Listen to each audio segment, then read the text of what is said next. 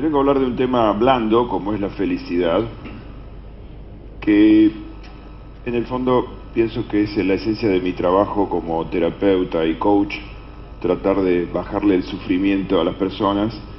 Como decía Freud, es tratar de pasar un sufrimiento extraordinario a un nivel ordinario, reducir el sufrimiento.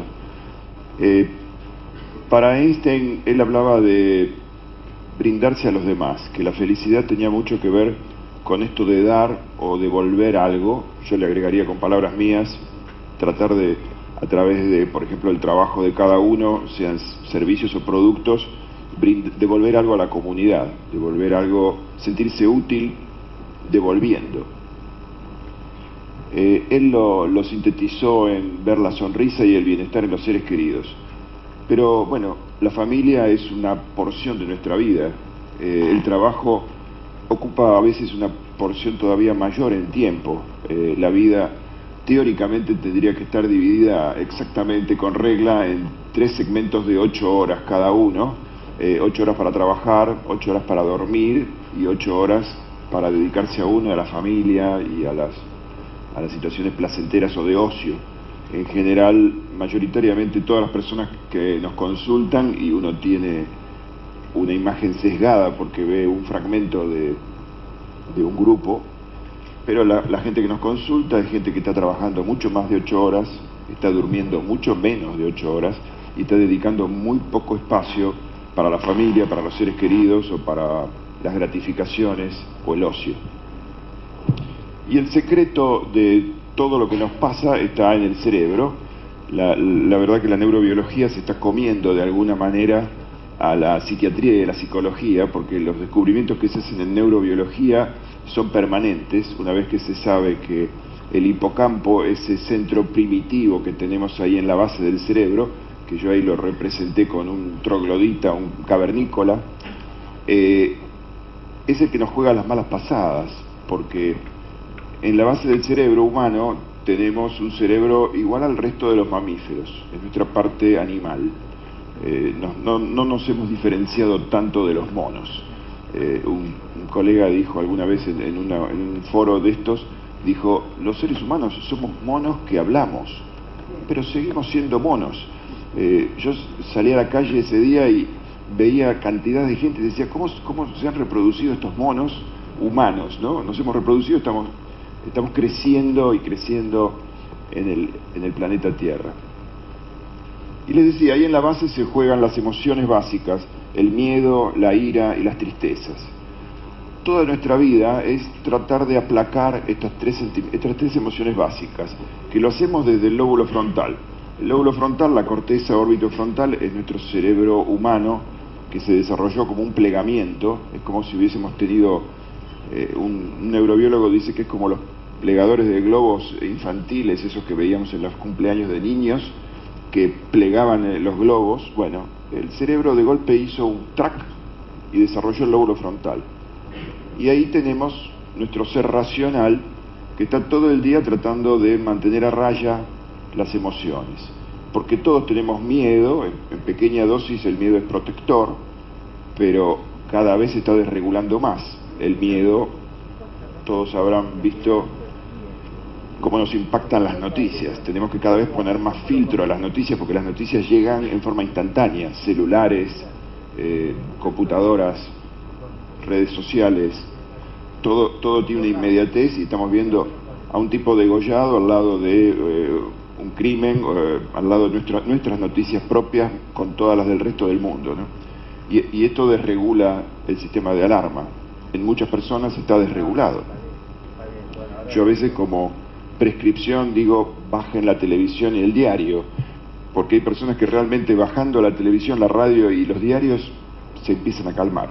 También tenemos la ira, porque la vida nos produce frustraciones diarias, las estamos aplacando, y la tristeza, ¿no? Cada día que pasa perdemos un día y algo estamos duelando, aunque sea un micro duelo. De todas maneras, el tema central que uno trabaja en el coaching con empresas y en las relaciones, en los vínculos, las consultas de personas con trastorno de ansiedad, el tema vínculos es el tema principal, digamos. Acá les traje un cuadro para que veamos lo complejo que es los sentimientos humanos, ¿no? Esto es un intento que hizo un profesor mío, el doctor Brarda, en el 97, y que a mí me impactó porque él derivaba del placer, justamente la alegría, la sorpresa, que son emociones muy primarias, que están en el bebé, y de ahí sale el amor y la curiosidad. Son las dos emociones básicas humanas, amar y tener curiosidad para engancharse con los aprendizajes. Digamos, de alguna manera somos seres vivos en tanto y en cuanto estemos en apertura para seguir aprendiendo. Una persona de alguna manera muere cuando deja de aprender, sería una definición de muerte. Y del amor y de la curiosidad se va a desprender la felicidad, el deseo y el asombro. Lo que a mí me llamó la atención de este cuadro es que todas las emociones que están abajo son más bien negativas. O sea que el ser humano tiene que lidiar con el miedo, las tristezas, la ira, agrega a él una más que es el asco, que derivan en sentimientos. Se define en neurobiología los sentimientos como emociones más complejas que las primarias, y ahí aparece la ansiedad, la vergüenza, los celos, la melancolía, la culpa, el odio, la envidia, y bueno, y un montón de complejas superiores todavía que son más complejas: la angustia, la desconfianza, la humillación, la traición, la depresión, el perdón. El perdón la podríamos rescatar dentro de las negativas: el rencor, el desdén y el desprecio. Realmente es difícil ser humano, es difícil convivir con esto, porque tenemos, además, mayoritariamente los tratamientos psicológicos se basan en que la persona logre identificar estas emociones y las logre nominar, porque mayoritariamente los seres humanos a veces tenemos emociones que nos embargan y que no le podemos poner nombre, y la innominación es lo que nos enferma, el no poder ponerle nombre y no poder decir: esto me está dando asco, o esto me está dando celos, o esto me está provocando culpa. O cuando la persona logra nominarlo, ya tenemos algo avanzado. Ustedes me dirán, bueno, ¿cómo vuelvo al tema de la empresa? A mí siempre me gustó algo que es el diagnóstico de los estados de los vínculos en el trabajo, porque para mí esto es la radiografía. Cuando me llaman, o a veces en consultas individuales, lo que yo rastreo es cuál es el vínculo que tiene la persona con las tareas que realiza, si el trabajo le está produciendo placer, poco placer, nada de placer. En general se analiza que de todas las tareas hay gente que le gusta una parte del trabajo y hay otras que no. A mí no me gusta hablar con el contador y ver los impuestos, y uno tiende a dejar de lado las cosas que no le gustan. Fundamentalmente lo que es importante es ver cuál es el vínculo con las personas, tanto sean colaboradores, pares, autoridades del lugar donde uno trabaja, o socios. También la gente de afuera, los clientes o los proveedores. Y evaluar el vínculo con la empresa. ¿Qué camiseta tiene puesta la persona con la empresa? Si siente que esa empresa le está dando identidad o no. De esto, bueno, se desprende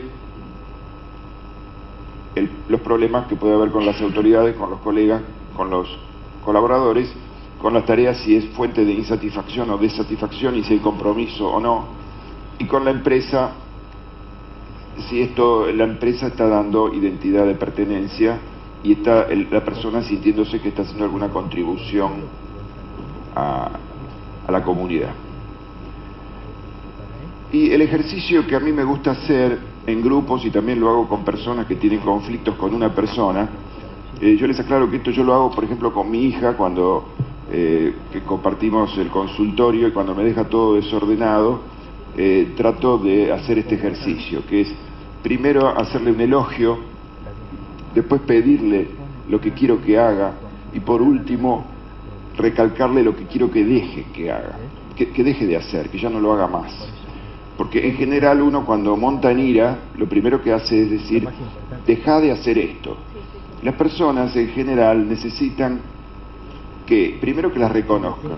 Esto es fundamental, que todos necesitamos una caricia en el lomo Y uno a veces tiene que hacer un esfuerzo como líder o como coordinador o como par también en buscar esa empatía, digamos, guiñarle el ojo a la persona. Un profesor mío decía, uno no puede atender a un paciente si no lo puede tomar de la mano para decirle, bueno, ahora vamos al infierno. Pero primero hay que agarrarlo de la mano, si no, no se puede. Si uno no tiene una empatía mínima, no puede empezar a hablar. Entonces, a veces la empatía hay que forzarla, porque uno a veces tiene un colaborador o un par que dice, lo odio y no puedo sacar 3 virtudes o 3 cosas que aprecio, 3 cualidades.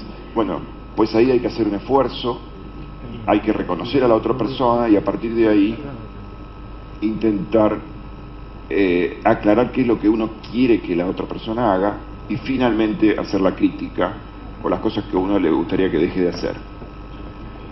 Por lo tanto, la felicidad, ¿Con tu hija cómo te fue? me va, es una administración con altibajos. ¿Bajibajos escuché? ¿Bajibajos? No, la verdad que es una tarea imposible la de criar a un hijo porque, como decía alguien, si uno dio amor en exceso es castigado, digamos, y si dio amor en defecto también es castigado.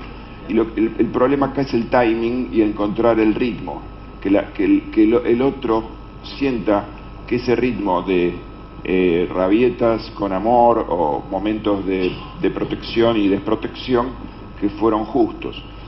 En general todas las personas desarrollan miedo porque en algún momento de la infancia fueron o empujados precozmente o retenidos en demasía. Y hay un fenómeno que es universal, que es la sensación de desamparo, que es lo que a todos nos preocupa cuando estamos solos, cuando nos separamos, cuando estamos atravesando crisis. En las empresas es clave el cubrir este desamparo, amparar con el grupo, ¿no? Da para conversaciones más prolongadas. Muchas gracias.